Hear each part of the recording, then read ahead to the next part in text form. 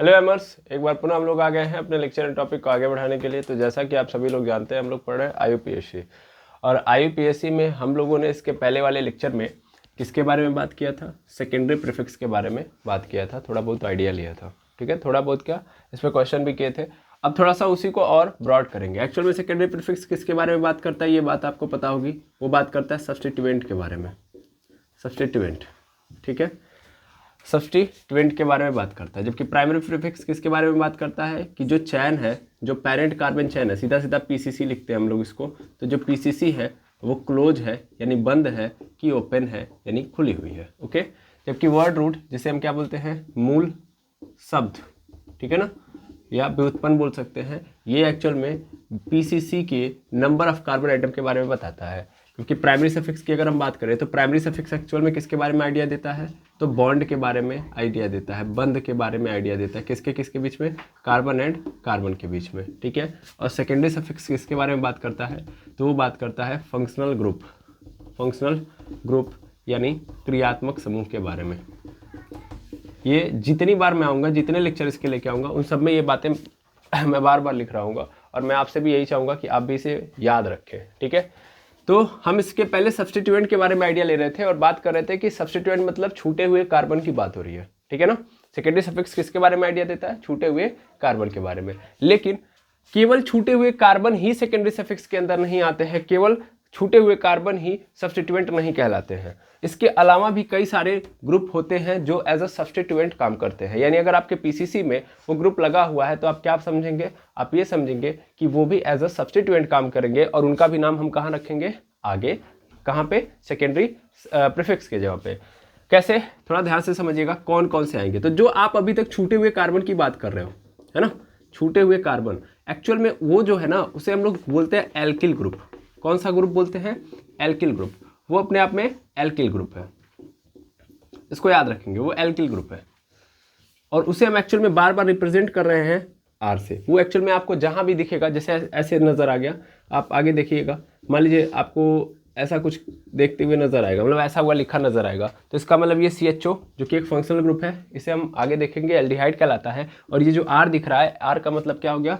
Alkyl group. Alkyl group का अगर आपसे फॉर्मूला पूछा जाए तो वो होता है CnS2n+1। ठीक है, ये एल्किल ग्रुप का क्या होता है? फॉर्मूला होता है। और ये ऑलवेज ऐसे आते हैं कि इनको किसी से कनेक्ट करना ही पड़ता है। यानी एल्किल ग्रुप क्या नहीं होते हैं? स्टेबल नहीं होते हैं। ये किसी ना किसी चेन से जाके जुड़ेंगे, तभी जाके क्या माने जाएंगे? स्टेबल माने जाएंगे। तो एल्किल ग्रुप हमारे सब्स्टिट्यूएंट में पहले नंबर पे आता है। इसके अलावा अगर हम बात करें, इसके अलावा तो हैलोजन, हैलोजन, हैलोजन, हैलोजन को डिनोट किया जाता है एक्स से। किससे डिनोट किया जाएगा? एक्स से। इसके अंदर कौन कौन आते हैं? तो इसके अंदर आता है फ्लोरीन, क्लोरीन, ब्रोमीन, आयोडीन। ये सब जो दिख रहे हैं आपको, वो क्या है? हैलोजन ग्रुप है। यानी अगर आपके पीसीसी के साथ ये भी लगा हुआ है, कौन? फ्लोरीन, क्लोरीन, ब्रोमीन, आयोडीन, तो इसका मतलब ये भी क्या है? सब्स्टिट्यूएंट ही है। और इन्हें भी, मतलब इनका जब हम नाम लिखेंगे तो कहाँ लिखेंगे, कहाँ रखेंगे? सब्स्टिट्यूएंट के जगह पे, सेकेंडरी प्रीफिक्स के जगह पे। ओके, इसके अलावा एल्कोक्सी ग्रुप, एल्कोक्सी ग्रुप। अभी एल्कोक्सी ग्रुप क्या होता है? हिंदी में भी इसको एल्कोक्सी ही बोलेंगे। इसको मैं साइन, इसका साइन होता है ROR, ठीक है ना। तो ROR में से जो ये OR वाला होता है, एक R छोड़ देंगे, एक R को पकड़ेंगे, ठीक है ना। तो जो एक R होता है वो अपना क्या बन जाता है? एल्कोक्सी ग्रुप, इस O को लेके। ओके, इसे भी हम कहाँ रखते हैं? आगे। ये आगे भी हम देखेंगे जब हमारे पास आएगा। एक्चुअल में ये जो दिख रहा है ना, ये आपको एक फंक्शनल ग्रुप पढ़ाया जाएगा ईथर, ठीक है ना। तो वहाँ पे इस चीज़ को आप देखेंगे। ओके, वहाँ पे आपको नजर आएगा कि सच में यहाँ पे क्या किया जा रहा है। यहाँ पे O के साथ जो जुड़ा हुआ R है उसको हम क्या, किस तरीके से ट्रीट कर रहे हैं? तो एज अ सब्स्टिट्यूएंट ट्रीट कर रहे हैं। ठीक है, अच्छा, फिर इसी तरीके से एक बात और की जाए एक की, तो उसका नाम है फिनाइल। इसका नाम क्या है? फिनाइल। देखिएगा, दो चीज़ें आपके सामने आएंगी, एक आएगा फिनाइल, एक आएगा फिनाइल और दूसरा आएगा फिनॉल। ठीक है, तो ये दोनों के बारे में थोड़ा सा आपको आइडिया रखना पड़ेगा। फिनाइल और फिनॉल में अंतर होता है, ठीक है ना। फिनाइल एक सब्स्टिट्यूएंट है, जबकि फिनॉल क्या है? एक प्रकार का कंपाउंड है अपने आप में। दोनों का स्ट्रक्चर आप देख लें तो दोनों के स्ट्रक्चर में बेंजीन, बेंजीन का स्ट्रक्चर भी याद रख लें, ठीक है ना।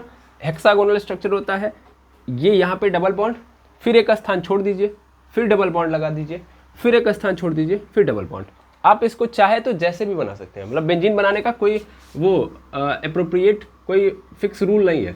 बस याद क्या रखना है, देखिए आप कहाँ से बॉन्ड लगा रहे हैं, आप यहाँ पे बॉन्ड लगा दिए तो अब अगले को छोड़ देना है, फिर यहाँ पे डबल बॉन्ड मार देना है, फिर अगले वाले को छोड़ देंगे, फिर यहाँ लगा देना। ये क्या बन जाएगा, बेंजीन। ओके, समझ में आ रहा है ना। तो बेंजीन का स्ट्रक्चर सबको पता होना चाहिए। और बेंजीन का फॉर्मूला क्या है, बेंजीन का फॉर्मूला होता है C6H6, 6 कार्बन 6 हाइड्रोजन, ये स्ट्रक्चर है। अगर इसमें से जैसे C6H6 है ना, इसमें से मैं एक हाइड्रोजन हटा देता हूँ, एक हाइड्रोजन हटा देता हूँ, तो क्या हो जाएगा, C6H5 हो जाएगा ना। और जो ही C6H5 होगा, जो ही C6H5 होगा, ये क्या मांगेगा, ये एक और हाइड्रोजन की रिक्वायरमेंट करेगा। दैट मीन्स अब ये जुड़ना चाहेगा किसी से। अगर ये C6H6 है तब ये किसी से नहीं जुड़ना चाहेगा, ये क्या है, कंप्लीटेड है। लेकिन जो ही मैंने हाइड्रोजन हटा दिया तो ही अब ये क्या करना चाहेगा, जुड़ना चाहेगा। तो यहाँ से अब ये क्या कर देगा, एक चैन बनाना स्टार्ट करेगा। तब इस कंडीशन में हम इसे क्या बोलेंगे, फिनाइल। ध्यान देंगे, C6H5 को हम क्या बोलते हैं, फिनाइल। लेकिन अगर हमसे बात की जाए फिनॉल की, तो फिनॉल का मतलब क्या होता है, तो फिनॉल का मतलब ये होगा कि देखिए फिर से आप ऐसे बना दीजिए और इसमें क्या जोड़ दीजिएगा, OH। ठीक है ना। यानी यहाँ से एक हाइड्रोजन हटा दिया, देखिए इसमें से एक हाइड्रोजन हटा के छोड़ दिया गया इसको, अब ये जाके किसी कार्बन से जुड़ जाए, किसी PCC से जाके जुड़ जा रहा है, तो ये क्या होगा, फिनाइल होगा। लेकिन अगर हमने क्या किया, बेंजीन में से एक हाइड्रोजन हटाया और उसकी जगह पे किसको ला के चिपका दिया, OH को चिपका दिया। देखिए C6H6 था, इसमें से मैंने क्या किया, हाइड्रोजन हटा दिया और इसमें क्या जोड़ दिया, OH। तो क्या बन गया, C6H5OH। अब ये किसी से जुड़ने नहीं जाएगा, ये अपने आप में कंप्लीट है। लेकिन देखिए इसमें से मैंने एक हाइड्रोजन हटा दिया, फिर कुछ दिया, नहीं दिया। अब ये खुद बेचारा जाके ढूंढेगा और किसी से कनेक्ट होगा, तब इसे हम क्या बोलेंगे, फिनाइल। लेकिन अगर हमने बेंजीन में से एक हाइड्रोजन हटाया, उसकी जगह पे OH जोड़ दिया, तब क्या बन जाएगा, फिनॉल। ओके, तो नाम याद रखना है और अंतर भी साफ मैंने बता दिया। ओके, तो जो फिनाइल होता है वो भी क्या करता है, एज अ सब्स्टिट्यूएंट वर्क करता है। ठीक है, इसे हम एक्चुअल में PH से रिप्रेजेंट करेंगे। किससे रिप्रेजेंट करेंगे, PH से। ओके, आई होप समझ में आ रहा होगा। ये जो मैंने आपके सामने रखे हैं, ये सब के सब क्या हैं, ये सब के सब कैसे ग्रुप है, तो सब्स्टिट्यूएंट वाले ग्रुप है। ठीक है ना। अच्छा, एक और है हमारे पास, एक मैं भूल रहा हूं, उसका नाम है नाइट्रो। नाइट्रो नहीं दिखाई दे रहा होगा, चलिए ठीक है, कोई बात नहीं, यहां पे मैं दिखा दे रहा हूं। यहां पे 5वें नंबर पे लिख देंगे नाइट्रो। ठीक है, नाइट्रो ग्रुप। नाइट्रो ग्रुप की पहचान क्या होगी, NO2 जुड़ा होगा। क्या जुड़ा होगा, NO2। तो अगर NO2 जुड़ा होगा पेरेंट कार्बन चेन में, तो ये भी कैसे ट्रीट किया जाएगा, एज अ सब्स्टिट्यूएंट। इसका भी नाम कहाँ रखेंगे हम लोग, आगे, मतलब इसका भी नामकरण जब करेंगे तो इसके भी सिंबल को, या इसके लिए जो वर्ड हमको यूज करना है वो एज अ किस प्लेस पे रखा जाएगा, सेकेंडरी प्रीफिक्स पे। ओके, तो ये जो बातें मैंने बताई आई थिंक समझ में आ गया होगा। अभी भी मैं किसके बारे में बात कर रहा हूँ, सब्स्टिट्यूएंट के बारे में। ओके, तो एक बार सबका हम एक एक करके देख ले, कैसे होगा कैसे नहीं होगा। चलिए देख लेते हैं हम लोग एक बार।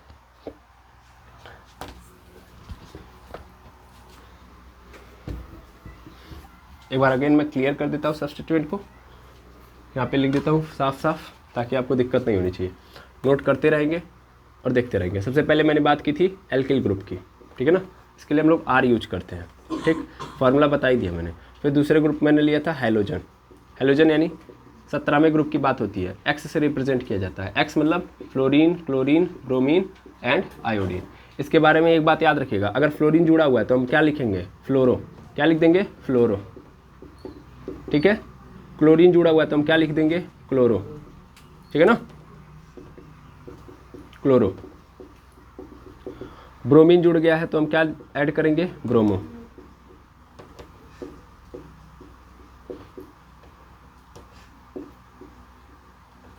ब्रोमो। फिर आई जुड़ गया तो हम क्या यूज करेंगे, आइडो। ठीक है, और हिंदी में भी यार इसको ब्रोमो लिखना है, इसको हम लिखेंगे आइडो।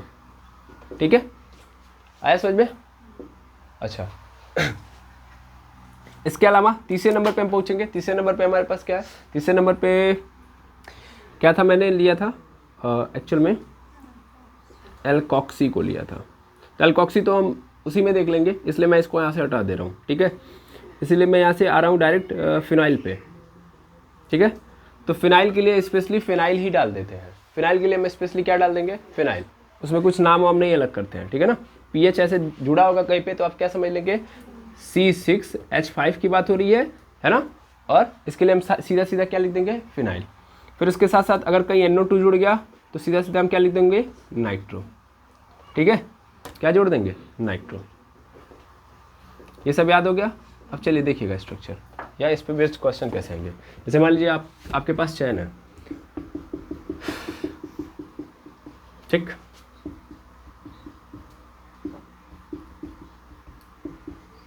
ठीक है, इस तरीके का आपके पास स्ट्रक्चर आ गया। अब इसका आपको नामकरण करना है, कैसे करेंगे। तो नामकरण करने का सबसे पहला तरीका तो ये है कि सबसे पहले हमको क्या चूज करना होता है, PCC, पैरेंट कार्बन चेन। पहले तो ये चूज करो, उसके बाद क्या करो, नंबरिंग करो। दो चीजें पहले प्रमुख है।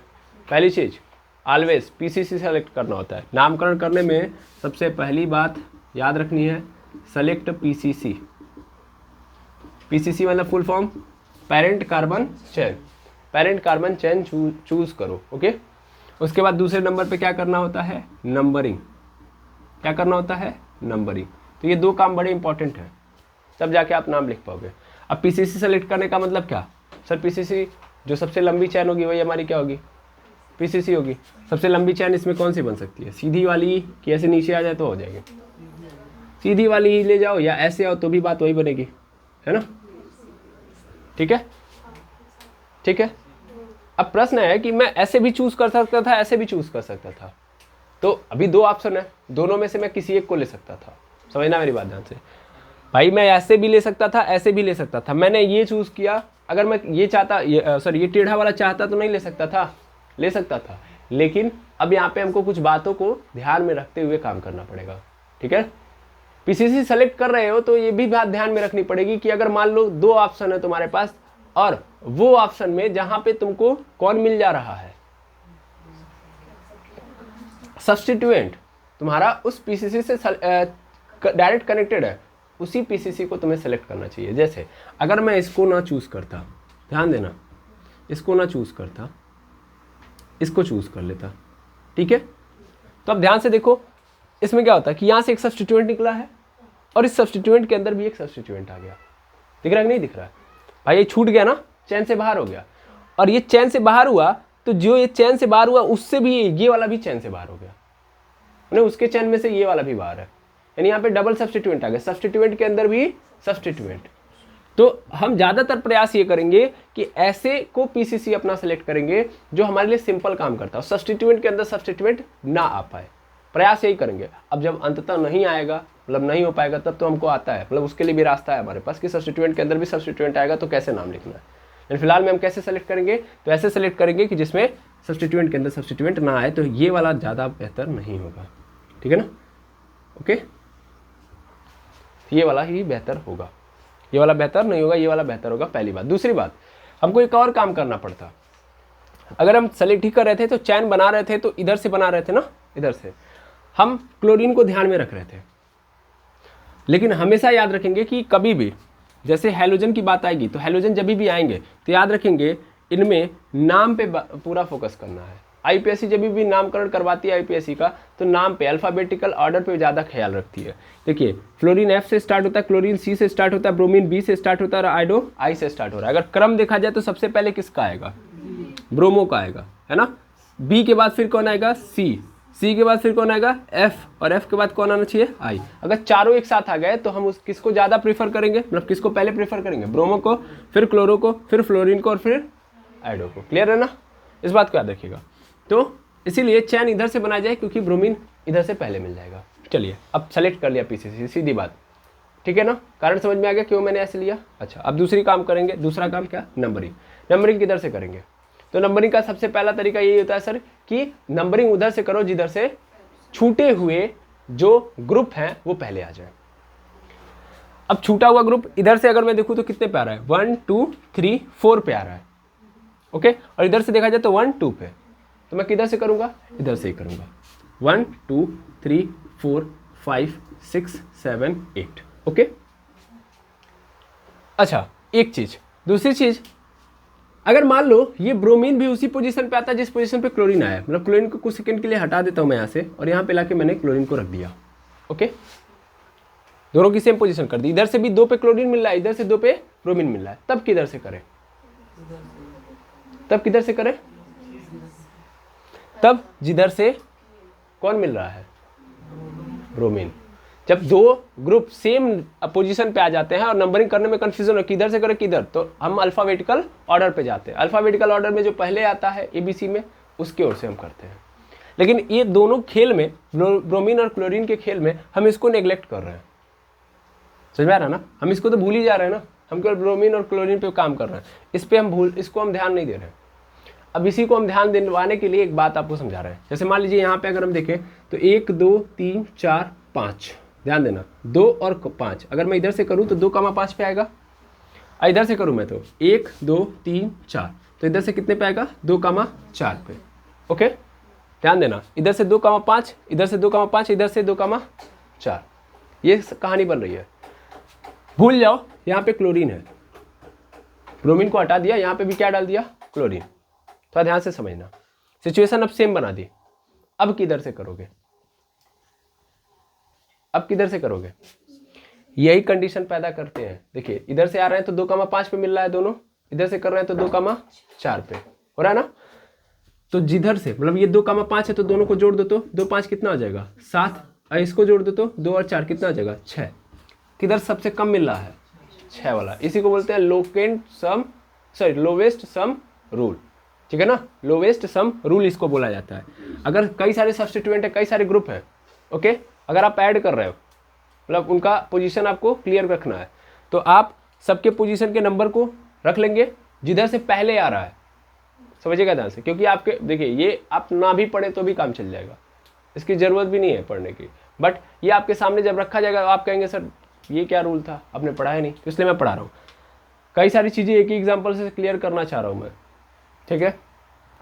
तो हम सबसे पहला काम क्या करेंगे कि अगर हमको नज़र आ रहा है कि कई सारे ऑप्शन मिल रहे हैं हमको, तो हम सभी के नंबर को क्या करेंगे? ऐड करेंगे। जब सभी को ऐड करने पे जो सबसे छोटा नंबर दे रहा है, जो पोजीशन, उसी नंबर के अनुसार हम सबकी नंबरिंग करेंगे, ठीक है। आया समझ में? चलिए अब अपने मूल क्वेश्चन पे आ जाते हैं। तो यहाँ पे अपना क्लोरीन था, यहाँ पे अपना ब्रोमीन था, ठीक है। चलिए अब इसका नामकरण करिए। तो 2 पे क्या मिल रहा है? ब्रोमो। ब्रोमीन है तो क्या लिखेंगे? ब्रोमो, हो गया। फिर उसके बाद, अच्छा ये जो छूटा हुआ कार्बन है ना, ये कितने कार्बन का ग्रुप है? 3 का मतलब क्या हो जाएगा? प्रोपिल। तो 4 पे क्या छूट रहा है? प्रोपिल। अच्छा, और 5 पे क्या है? क्लोरीन। तो फिर हम क्या लिखेंगे? क्लोरीन और प्रोपिल में किसको पहले लिखेंगे? क्लोरीन को। तो 5 पे हम क्या लिख देंगे? क्लोरो। क्या डाल देंगे? क्लोरो। अच्छा, उसके बाद 4 पे प्रोपिल, 4 पे प्रोपिल, ओके। और उसके बाद कितने नंबर ऑफ कार्बन आइटम है? 8 है। तो 8 के लिए हम लोग क्या लिख देंगे? ऑक्ट। सब सिंगल बॉन्डेड है तो क्या डाल देंगे? एन। खत्म, ठीक है।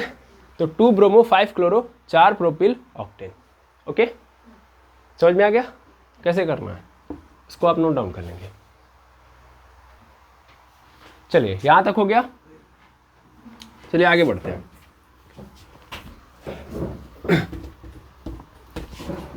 अब आगे बढ़ेंगे, ऐसे ही हम और देखेंगे। जैसे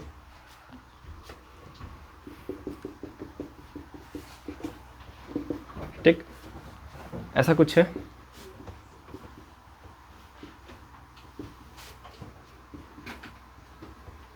यहाँ पे मैंने क्लोरीन ले लिया, यहाँ पे मैंने NO2 ले लिया, और यहाँ पे मैंने ब्रोमीन ले लिया, ठीक है। ऐसा भी आ गया। और ऐसे ही मैंने यहाँ पे ही PH ले लिया, फिनॉल, ओके। कई सारे आ गए। अब हम इसका नामकरण करेंगे। डर वाली बात है? डर वाली बात नहीं है। PCC सेलेक्ट करो। PCC तो एकदम सिंपल मैंने रखा ही है ना, ये PCC हो जाएगा अपना। नंबरिंग वाली बात करो। नंबरिंग किधर से की जाए? इधर से की जाए कि इधर से की जाए? इधर से की जाए। फंक्शनल ग्रुप जिधर से पहले आ रहा है भाई उधर से, फंक्शनल ग्रुप कह रहे, कोई भी ग्रुप जिधर से पहले आएगा उधर से हम करेंगे। तो नंबरिंग किधर से होगी? इधर से। इधर से भी कर सकते थे, 1 2 3 पे आएगा ब्रोमो, क्योंकि अभी आपके मन में ये चल रहा होगा सर ब्रोमो तो पहले आता है, ब्रोमो का B पहले आएगा, नाइट्रो का N तो बाद में आएगा, फिनाइल का P तो बाद में आएगा, ब्रोमो पहले आएगा तो इधर से करना चाहिए। नहीं, ऑलवेज नंबरिंग उधर से होगी जिधर से ग्रुप पहले आ रहा है। हाँ, जब दोनों सेम पोजीशन से, इधर पे भी, इधर से भी ग्रुप सेम पोजीशन पे आ रहा है, इधर से भी सेम पोजीशन पे, तब हम अल्फाबेटिकल ऑर्डर देखेंगे। क्लियर? क्लियर। नहीं तो भूल जाओ अभी ब्रोमो कौन है। यहाँ से करेंगे तो 1 2 3 4 5 6 7 8 9 एंड 10 हो गया। अब फटाफट इसका नामकरण करिए। सबसे पहले हमको क्या करना है, सबसे पहले पूरे सब्स्टिट्यूएंट को रखना है, क्योंकि सेकेंडरी प्रीफिक्स पहला काम यही होता है नामकरण में। पहले सब्स्टिट्यूएंट का नाम लिखिए। चलिए, तो किसको पहले लिखेंगे? हाँ, लिखते वक्त हमको अल्फाबेटिकल ऑर्डर यूज करना है। तो 8 पे हम क्या लिखेंगे? ब्रोमो। ठीक है, 8 पे ब्रोमो लिखोगे तो अल्फाबेटिकल ऑर्डर के अनुसार। उसके बाद फिर क्या करेंगे हम लोग? उसके बाद हमारे पास है 4 पे क्लोरो, है ना? तो 4 पे हम क्या डाल देंगे? क्लोरो।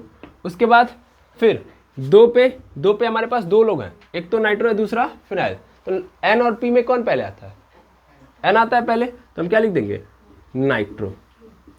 एक चीज, मेरा क्या बोलते हैं, कैपिटल हो जा रहा है, बट आप कैपिटल नहीं लिखेंगे। ओके, यहाँ पे नाइट्रो स्मॉल में ही रहेगा। फिर 2 पे ही क्या मिल रहा है हमको? फिनाइल, है ना? फिनाइल। ओके, अब पेरेंट कार्बन चेन के अंदर total number of carbon atom कितने हैं? 10। तो 10 के लिए हम लोग क्या लिखेंगे? डेक, सॉरी यहाँ पे कोई स्पेस नहीं होगा, सब सिंगल बॉन्डेड है, एन, डेक एन। ओके, खत्म। तो इसको भी आप क्या कर लेंगे? नोट डाउन कर लेंगे। ठीक है, अब आगे बढ़ते हैं। अब आगे देखा जाए, क्या सब्स्टिट्यूएंट के बारे में आपको जो भी आइडिया होना चाहिए हो गया? चलिए, वेरी गुड। अब इस पे और भी प्रैक्टिस क्वेश्चन आपको मिलेंगे तो और बेहतर ढंग से आप समझ पाएंगे। अच्छा, सी छूटा था, ऊपर बहुत सारे सी छूटे थे। हाँ, मैंने ध्यान ही नहीं दिया। नहीं, ऊपर भी छोड़ा था मैंने, एक इधर भी छोड़ा था। तो जो छूटे हुए थे उनको मैंने ध्यान नहीं दिया। उन छूटे हुए कार्बन पे आप थोड़ा सा ध्यान दे दीजिएगा। ठीक है, वो लिख लीजिएगा आप खुद। चलिए, ऐसे ही और देख लेते हैं हम लोग।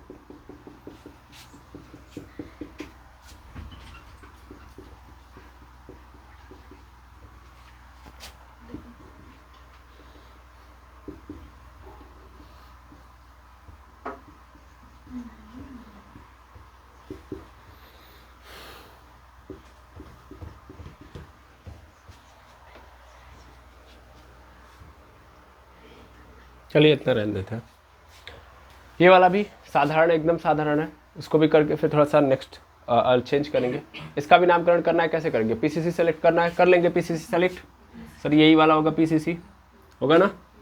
चलिए, अब छूटे हुए जो लोग हैं सब्स्टिट्यूएंट जो हैं उनका नंबरिंग करते हैं। तो नंबरिंग किधर से करेंगे? सर इधर से। तो 1 2 3 4 5 6 7 8 9 10 11 12। किन किन पोजीशन पे छूट रही हैं चीज़ें? सर 1 पे छूट रही है, 4 पे छूट रही है, क्या बोलते हैं 7 पे, 8 पे, 9 पे, फिर 11 पे, और यहाँ पे देखेंगे तो ये छूटे हुए कार्बन है। अच्छा, इसका नाम तो हमने लिखा ही नहीं, 3 कार्बन, इसका मतलब ये क्या है? प्रोपिल है। ओके, इसको लिख लो। तो यहाँ पे नाइट्रो छूट रहा है, आइडो छूट रहा है, ब्रोमीन छूट रहा है, यहाँ पे क्लोरो छूट रहा है, यहाँ भी क्लोरो, यहाँ पे भी क्लोरो। चलिए, नामकरण किया जाए। इन सब में सबसे पहले कौन आता है? अल्फाबेटिकल ऑर्डर के अनुसार ब्रोमो आता है ना।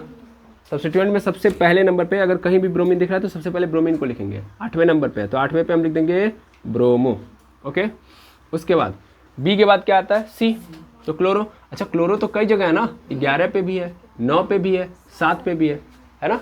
तो क्या करेंगे? 7 9 और 11 लिखेंगे। 7 9 11 3 बार है सेम चीज, तो हम क्या लिख देते हैं? Try chloro. सेम चीज अगर 3 बार आ गई तो उस केस में हम क्या लिख देंगे? ट्राई और क्लोरो। खत्म। उसके बाद ब्रोमो हो गया, क्लोरो हो गया। अब उसके बाद किसके पास पहुंचेंगे हम लोग? आइडो के पास, है ना? तो कौन नंबर पे है? चौथे पे है, तो 4 पे आइडो। ओके, उसके बाद फिर आप देखेंगे सब खत्म। अच्छा नहीं, नाइट्रो बचा है और प्रोपिल बचा है। तो कितने पे? नाइट्रो को लिखेंगे ना पहले, नाइट्रो, नाइट्रो। ठीक, इसके बाद फिर प्रोपिल है कौन नंबर पे? 6ठे नंबर पे, तो प्रोपिल।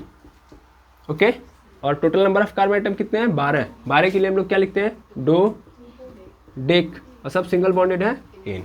खत्म हो जाएगा? यस और नो? ठीक, अब हम कहानी को थोड़ा सा चेंज करेंगे। कहानी को हम चेंज करेंगे। अब देखिएगा, अगला हमारे पास कंपाउंड यह है,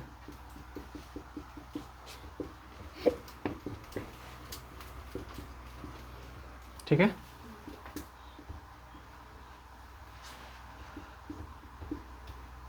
चाहे छोड़ दीजिए, बस एकदम सिंपल रखते हैं। ओके, ऐसी कहानी आ गई। ओके, अब इसका नामकरण करना है तो सबसे पहले क्या करते हैं हम लोग, पीसीसी सेलेक्ट करते हैं। तो पीसीसी इसमें सेलेक्ट करने जैसा कुछ है ही नहीं, ये कई है अपने पास, चयन ही, तो ये पीसीसी हो गया, खत्म। अब हमको क्या करना है, नंबरिंग करना है। तो हम नंबरिंग करेंगे तो कैसे करेंगे, किधर से करेंगे? सर साफ साफ दिख रहा है ब्रोमीन, है ना, ध्यान से देखेंगे इधर। आप थोड़ा सा भी डीप फोकस्ड होंगे अगर मान लीजिए क्वेश्चन को लेकर, तो फिर गड़बड़ा जाएगा। ठीक है, तो पेशेंस के साथ रुकना पड़ेगा आपको। अगर आपको दिक्कत हो रही होगी आप बोल देंगे, पॉज कर दिया जाएगा, आपकी दिक्कत का समाधान कर दिया जाएगा, तब आगे बढ़ा जाएगा। तो यहाँ पे देखेंगे ब्रोमीन, यहाँ पे क्या है, क्लोरीन। सबसे पहले इधर से ब्रोमीन आ रहा है तो नंबरिंग इधर से करनी चाहिए ना, 1 2 3 4 5 6 7 8 हो जाएगा नंबरिंग। ओके, लेकिन जो ही आप करेंगे गलत हो जाएगा। कारण क्या है, इस बार डबल बॉन्ड आ चुका है, समझ में आ रहा है? और ध्यान देंगे जितने भी सब्स्टिट्यूएंट हैं, ये छोटे हैं किससे, मल्टीपल बॉन्ड से। मल्टीपल बॉन्ड, ध्यान देंगे, जो भी मल्टीपल बॉन्ड होता है ना, मल्टीपल बॉन्ड मतलब double bond and triple bond. तो डबल बॉन्ड और ट्रिपल बॉन्ड आ गया और आप नंबरिंग करने जा रहे हो, तो प्रायोरिटी किसको दोगे आप, मल्टीपल बॉन्ड को, ना कि सब्स्टिट्यूएंट को। समझ में आ रहा है? तो सब्स्टिट्यूएंट से ज़्यादा प्रायोरिटी किसको मिलती है, डबल और ट्रिपल बॉन्ड को।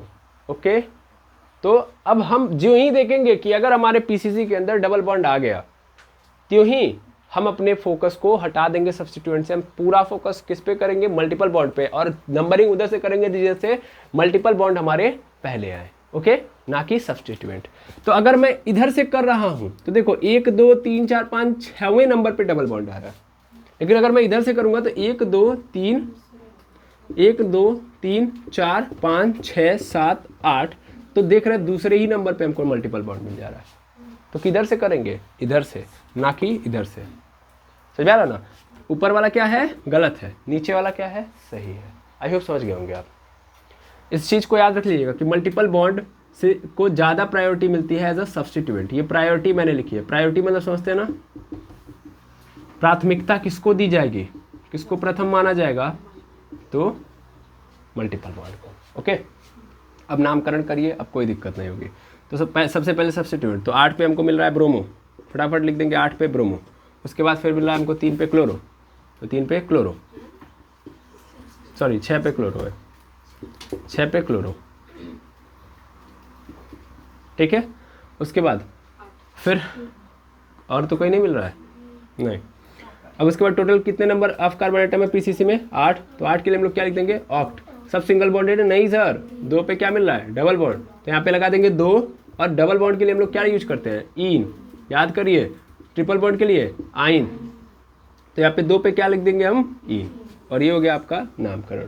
क्लियर, समझ में आ गया? ये भी इंपॉर्टेंट था, नोट करके लिख देंगे। अगले केस में चलते हैं।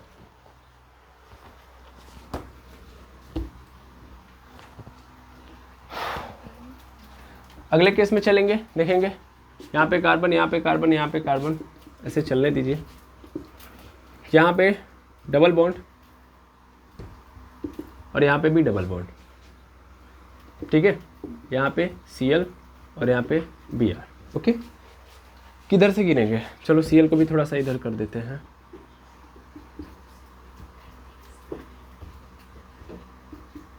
ठीक है, चलो पीसीसी सेलेक्ट करो। पीसीसी तो अपना यही होगा, तामझाम है नहीं इसमें। अब नाम लिखने की बारी है, ये नहीं सर, नंबरिंग। नंबरिंग किधर से करेंगे सर, नंबरिंग इधर मल्टीपल बॉन्ड है तो मल्टीपल बॉन्ड आने का मतलब क्या होगा, उधर से करेंगे जिधर से मल्टीपल बॉन्ड पहले आना चाहिए। इधर से करेंगे तो 1 2 2 पे मिल जा रहा है, इधर से देखेंगे तो 1 2, इधर से भी 2 पे मिल जा रहा है, तो दोनों साइड से हमको क्या मिल रहा है, 2 पे। तो इस केस में हम क्या करेंगे, इस केस में हम किसी भी साइड से कर सकते हैं, लेकिन अब हम तुरंत किस पे भाग जाएंगे, जब देख रहे हैं दोनों साइड से सेम पोजीशन पे, तब हम भागेंगे सब्स्टिट्यूएंट की ओर। किधर से हमको सब्स्टिट्यूएंट पहले मिल जा रहा है, आ रहा है समझ में? यानी जब मल्टीपल बॉन्ड की पोजीशन सेम हो जाए तो उस केस में हम किस पे भागते हैं, सब्स्टिट्यूएंट पे। अब अगर हम इधर से देखें तो इधर भी 2 पे 3 पे मिल जा रहा है, इधर पे भी 3 पे मिल जा रहा है, यार सब्स्टिट्यूएंट भी इक्वल केस में चल रहा है। इधर से भी सब्स्टिट्यूएंट 3 पे, इधर से भी सब्स्टिट्यूएंट 3 पे, लेकिन ये वाला सब्स्टिट्यूएंट है ब्रोमो जो कि बी से स्टार्ट होता है, और इधर वाला सब्स्टिट्यूएंट क्लोरो है जो कि सी से स्टार्ट हो रहा है, तो मिल गई ना प्रायोरिटी। आया समझ में? फिर से याद रखो, मल्टीपल बॉन्ड अगर इक्वल पोजीशन पे है तो हम किस की ओर भागेंगे, सब्स्टिट्यूएंट की ओर, और सब्स्टिट्यूएंट अगर इक्वल पोजीशन पे आ गया तब हम अल्फाबेटिकल ऑर्डर पे जाते हैं। क्लियर है, इस चीज को नोट करके लिख लेंगे। तो इसलिए हम नंबरिंग इधर से करेंगे, तो 1 2 3 4 5 6 7 8 9। ओके, अब देखो, अब हम फटाफट लिख देते हैं। सबसे पहले 3 पे ब्रोमो, उसके बाद फिर 7 पे क्लोरो, 7 पे क्लोरो, एंड उसके बाद total number of carbon atom 9 है, तो 9 के लिए हम लोग क्या लिख देंगे, नोन, और सब सिंगल बॉन्डेड है, नहीं सर, 2 पे और 7 पे, तो 2,7 क्या है, इन आया हुआ है, और 2 बार आया है तो इसलिए हम लोग क्या लिखते हैं, डाई, और इन, तो यहाँ पे लिख दिया इन। लेकिन ध्यान देंगे, AEIOU जो कि वॉवेल है, ओके, ये कभी भी एक साथ रिपीटेड फॉर्म में नहीं आ सकते। मतलब AEIOU है ना, ध्यान देंगे, तो अगर हम ए के साथ आई ले ले तो पॉसिबल नहीं है। ओके, ए के साथ आई ले ले, मतलब जो ए है उसके जस्ट बाद क्या आ जाए, आई, ए है उसके पास, उसके जस्ट बाद क्या आ जाए, ओ, तो एक को हटाना होता है। आ रही बात समझ में, और वो किसको हटा देंगे हम, इसको। आई बात समझ में, तो यहाँ पे क्या हो जाएगा, डाइन, ये आपका क्या हो जाएगा आंसर। ठीक है, इसको आप नोट डाउन कर लेंगे। चलिए, ये तीनों आपके लिए होमवर्क है, पहले आप इनको क्या करेंगे, खुद से करेंगे, उसके बाद हम नेक्स्ट क्लास में मिलेंगे, इसके आगे की कहानी को हम फिर से रिपीट करेंगे। ओके, मिलते हैं नेक्स्ट वीडियो में। Thank you very much hammers.